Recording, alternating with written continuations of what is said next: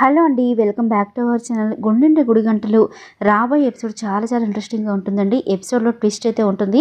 Video చివరికి skip చేయకుండా చూడండి. ఇలాంటి వీడియోస్ కోసం మన ఛానల్ సబ్స్క్రైబ్ చేసుకొని సపోర్ట్ చేయండి ఫ్రెండ్స్. ఇక రవి శృతిని ప్రభావతి పెళ్లి చేసి ఇంటికి తీసుకొస్తుంది కదా. ఇక ఇంట్లో వాళ్ళందరూ ఒక్కసారిగా షాక్ అయిపోతారు. ఇక సత్యం చూసి ప్రభా ఏం చేసావు నువ్వు అని చెప్పేసి అడుగుతూ ఉంటాడు. ఏమి లేదండి, మన రవి ఇదిగో ఈ అమ్మాయి శృతి ఛానల్ పెట్టి ప్రేమించుకుంటున్నారంట. వీళ్ళకి ఏం చేయాలో అర్థం కాక ఇక ఈ అమ్మాయికి వాళ్ళ ఇంట్లో వాళ్ళు సంబంధం చూసి పెళ్లి చేస్తుంటే ఇక ఈ అమ్మాయి రవిని అడిగి పెళ్లి చేసుకుందామని చెప్పి అంటూ ఉంది. ఇంకా వీళ్ళిద్దరూ బయటికి వెళ్ళి పెళ్లి చేసుకుంటే మన పరువు పోతుంది కదండి, అందుకే నేను వీళ్ళిద్దరిని గుడికి తీసుకెళ్ళి పెళ్లి చేసి తీసుకొచ్చేసాను అని చెప్పేసి అనేసరికి, అంటే రవికి తల్లి మాత్రమే ఉందా ప్రభా, తండ్రి లేడా, అన్నయ్య వదిన ఇంకెవరు లేరా, రవి అనాథ చెప్పు అని చెప్పేసి సత్యం అయితే మాట్లాడుతూ ఉంటాడు. ఇక ప్రభ అయితే చాలా ప్రశాంతంగా, అది కాదండి, ఈ అమ్మాయి చాలా ఉన్నగల అమ్మాయి, వీళ్ళ డాడీ చాలా మంచి బిజినెస్ మ్యాన్ అంట, ఇప్పుడు వీళ్ళని మనం వదిలేస్తే ఎలా చెప్పండి అని చెప్పేసి కానీ ఎవరు వాళ్ళ నాన్నగారు అని చెప్పేసి సత్యం అయితే అడుగుతూ ఉంటాడు. ఇక ఎవరో సురేంద్ర అండి, వాళ్ళ నాన్న చాలా పెద్ద బిజినెస్ చేస్తూ ఉంటాడంట అని చెప్పేసి అనేసరికి ఒక్కసారిగా షాక్ అయిపోతాడు సత్యం.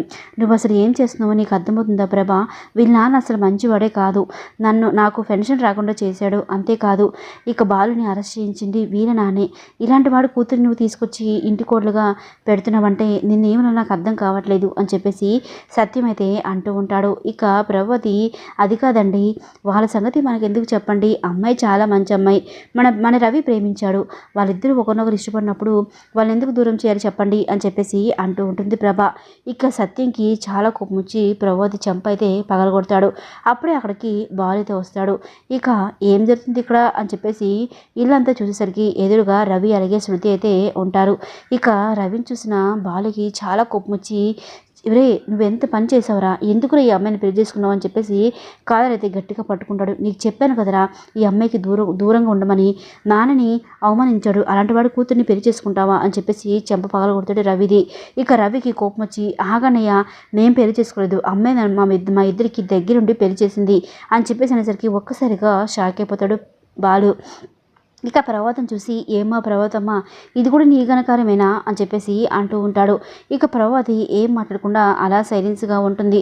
అవును, ఈ ఘనకార్యం కూడా మీ అమ్మదే, దగ్గరుండి వీరిద్దరికి పెళ్లి చేసి ఇంటికి తీసుకొచ్చింది, ఇప్పుడు ఆ సురేంద్ర ఏం చేస్తాడేంటో, ఇంటి మీదకి రౌడీని పంపిస్తే మీ అమ్మాయి చూసుకుంటుందిలే అని చెప్పేసి సత్యం అయితే అంటూ ఉంటాడు.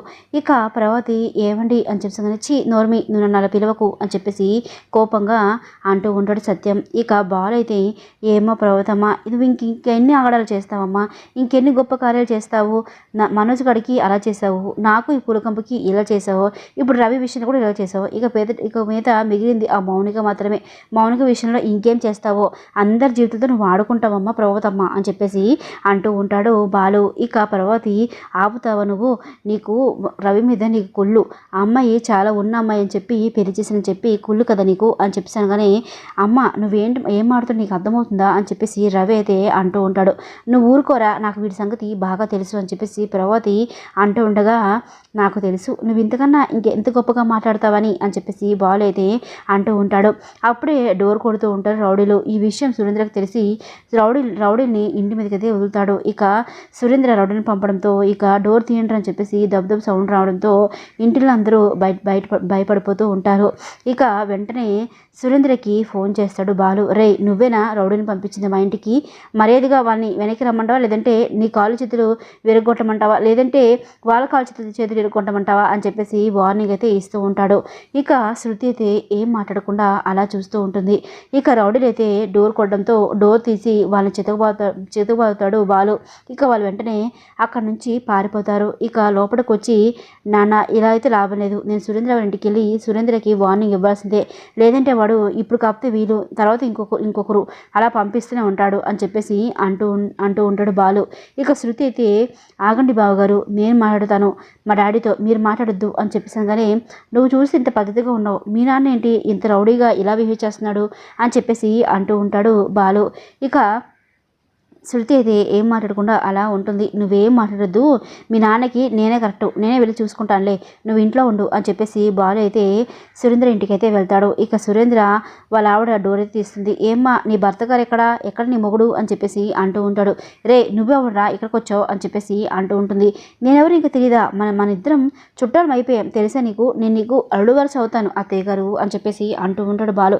ఎవడరా నీకు అత్తయ్య అని చెప్పేసి అనేసరికి ఇక పైనుంచి సురేంద్ర అయితే వస్తాడు. ఇంకా సురేంద్ర దగ్గరికి వెళ్ళి, రే నా గురించి నీకు ఆల్రెడీ బాగా తెలుసు, ఇంకా నా గురించి డీటెయిల్గా తెలుసుకోవాలని నువ్వు అనుకుంటున్నావా అని చెప్పేసి అంటూ ఉంటాడు బాలు.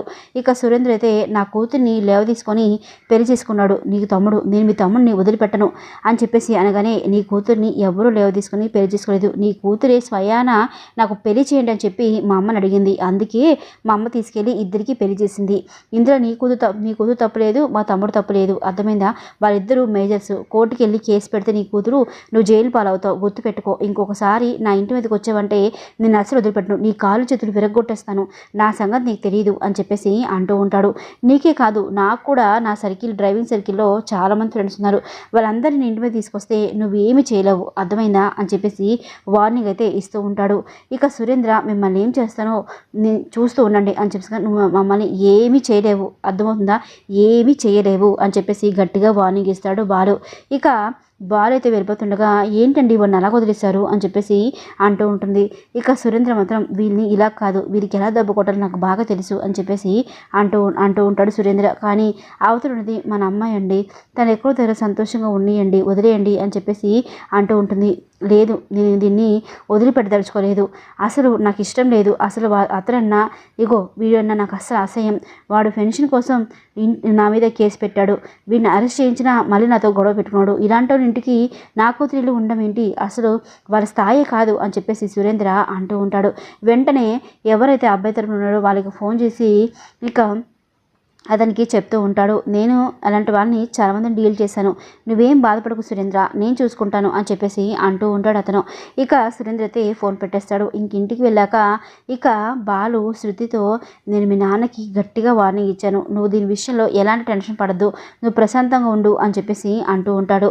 ఇక సత్యం అయితే, నాన్న జరిగింది ఏదో జరిగిపోయింది, ఇంకా వదిలే నాన్న, ఏం చేస్తాము, రవి ఇష్టపడ్డాడు కాబట్టి మనం ఏం చేయలేం నాన్న అని చెప్పేసి సత్యంకి అయితే చెప్తూ ఉంటాడు. అది కాదురా, నేనేమనుకున్నాను, వీడి పెళ్ళి కళ్ళారు చూద్దాము అని చెప్పి అనుకున్నాను, కానీ వీడి పెళ్ళి కూడా ఇలాగే జరిగింది, నా కోరిక ఎవరూ తీర్చలేదు అని చెప్పేసి బాధపడుతూ ఉంటాడు సత్యం. ఇక బాలు అయితే, ఏం చేస్తాం నాన్న, నీ భార్య అలాంటిది, నీ భార్య చేసిన పని వల్ల నువ్వు బాధపడాల్సి వస్తుంది అని చెప్పి బాలు అయితే అంటూ ఉంటాడు. ఇక సత్యం అయితే, అసలు నిన్ను క్షమించిన ప్రభ, నువ్వు చేసిన తప్పులన్నింటినీ క్షమించుకొని వస్తున్నాను కాబట్టి ఈరోజు నువ్వు ఇలా చేస్తున్నావు అని చెప్పేసి అంటూ ఉంటాడు. మరి క్షమించకపోతే పనిష్మెంట్ ఇవ్వాలి కదా నాన్న అని చెప్పేసి అంటూ ఉంటాడు బాలు. ఇక ప్రభావతి, రే నువ్వు ఆపరా అని చెప్పేసి అంటూ ఉంటుంది. ఏవండి నేనేం చేశాను చెప్పండి, రవి అమ్మాయి ప్రేమించుకున్నారు, మన కొడుకు సంతోషంగా ఉండాలని చెప్పి నేను పెళ్లి చేశాను అని చెప్పగానే, కొడుకు సంతోషంగా ఉండాలనే కోడల నుంచి వచ్చిన ఆస్తి కోసమా అని చెప్పేసి అంటూ ఉంటాడు బాలు. నాకు తెలుసు నువ్వు ఆ అమ్మాయి ఆస్తి మీద కన్నేసావు, అందుకే వెంటనే రవికి ఇచ్చి పెళ్లి చేసావు, అదే అమ్మాయి ప్లేస్లో ఏ పేదింటి అమ్మాయో లేదంటే నా మరదల పిల్లలు ఉంటే నువ్వు పెళ్లి చేస్తావా, నాన్న రాదంతం చేస్తావు అని చెప్పేసి అంటూ ఉంటాడు బాలు. ఇక ప్రభావతి, నువ్వు కాస్త నోరు మూస్తావా అని చెప్పేసి సత్యంకైతే నాకు చెప్తుంటుంది. రాబోయే ఎపిసోడ్ ఇలాగే ఉండబోతుంది ఫ్రెండ్స్. వీడియో నచ్చితే తప్పకుండా లైక్ చేసి ఛానల్ సబ్స్క్రైబ్ చేసుకొని సపోర్ట్ చేయండి ఫ్రెండ్స్. థ్యాంక్స్.